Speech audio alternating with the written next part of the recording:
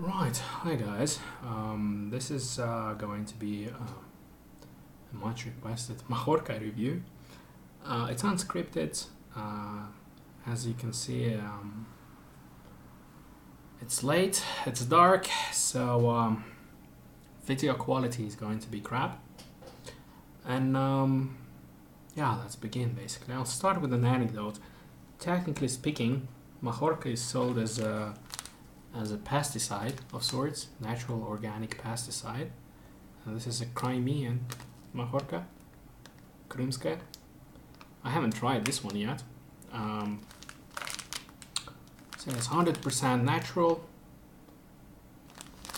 And on the back it says to be used for agricultural purposes, used to combat all kinds of insects, parasites, blah blah blah in the gardens, and so on. And then they provide instruction on how you can boil it in some water to get this insecticide made out of it. So actually it doesn't say anywhere that it's meant for smoking. So we don't, right? However, it's produced by a tobacco company, and why they do this is because they want to skip taxes in Russia. So actually, it's dirt cheap in Russia, but everything is worth what you can get for it, right? Or what people are willing to pay for it. So in Turkey, it's kind of rare. As far as I understand, in Turkey it's called maraşotu, and it's illegal to grow or something. Who knows? So anyway, what I'm going to look at is the two kinds that I have open.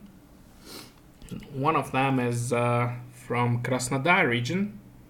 It's the one here. Good lord, this is horribly filmed video. So it's a bit lighter, it has less stalk, it's more leaves shredded here. It's all very dry. Mahorka is all absolutely dry, so you're not going to have a problem storing it. And I don't think it's fermented, it's just dried and shredded in some way. And the other one here is from the Caucasus region, Adigean. This one is darker. It has pieces of, I believe, well, probably flower of the plant itself. It's cruda. And they also differ in the way they taste. Anyway, basically, what can you really tell from looking at two piles? Oh yeah, here they're in the jar. I don't know how well you can see it. That's one from Krasnodar, and here's one from Adigean. Now the taste profile is different between the two. The Krasnodar one is milder, I would say, and it's more herby, actually. That's the profile of it.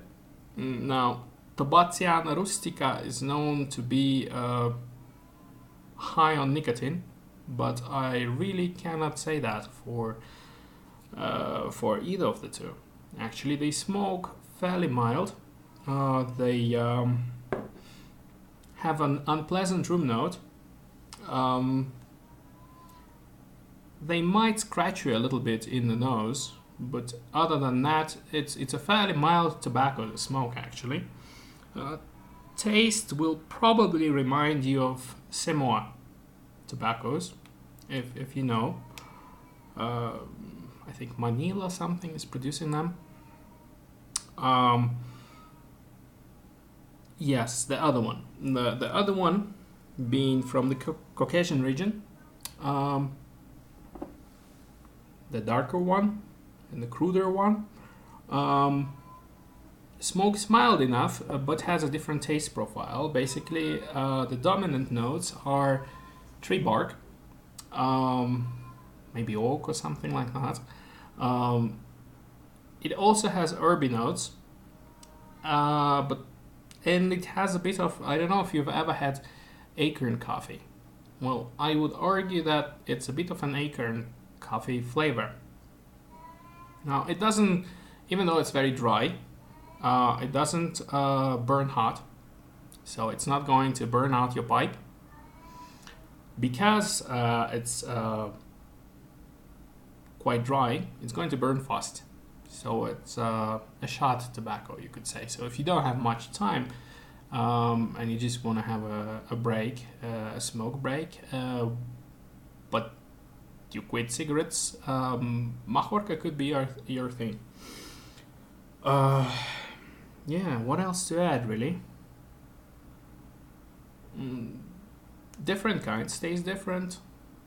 It's a tobacco of its own. It's not far off from your regular tobacco, so that you could say that, you know, Nicotiana rustica is just something completely different. No, it's not. I think probably the difference is mainly due to preparation method. That is, unfermented, just dried. I don't think there's even yellowing involved. It all just looks dried out to me. Yeah, have any questions, just ask away. I'm ready to answer. Yes, the smell profile. Frankly, the one from Krasnodar just smells like dry herb and a bit of tobacco.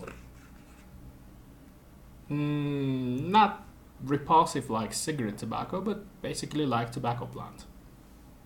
And the one from Adigean smells quite different, actually. It smells a little bit like, well, I don't want to say horse shit, but a bit of dung. Probably the smell you might find in some cigars. Maybe Gurkha cigars, actually. So there's that. There's that difference, and there's difference in taste. Now, of course, I've not been to the factory, so I don't know what plant actually goes into this, into the making of this. It might well be they're cheating and just putting some kind of regular tobacco in it, but I don't see why they would. It's much easier to grow Mahorka. It requires very little care, parasites don't bother it as much, and it yields a good crop. So yeah, I mean, if you are adventurous and if you want a different kind of experience and you like meaw, this is definitely a good one to go for. It's not going to give you a nicotine hit. I don't think it's ever given me one, but I have fairly high tolerance. Yeah, give it a go. If you're in Russia or in Ukraine, I would assume you can probably get them for really peanuts. So just ask for it, because normally they wouldn't offer it as a pipe tobacco or even a roll tobacco. They just wouldn't consider it that way. It's not frequently used, and like I said, it's marketed as for agricultural purposes. So there you go.